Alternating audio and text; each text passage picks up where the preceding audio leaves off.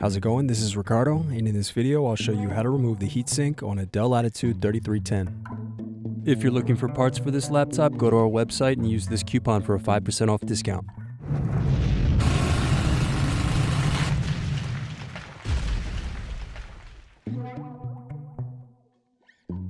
First unscrew, then use fingers to separate and remove base cover.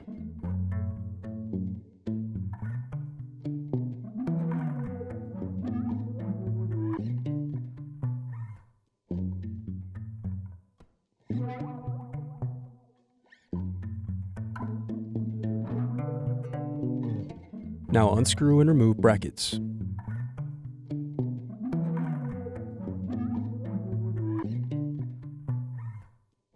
Then disconnect and remove battery.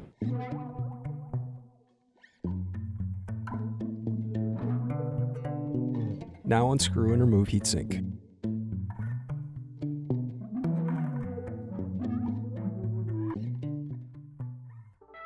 Thanks for watching.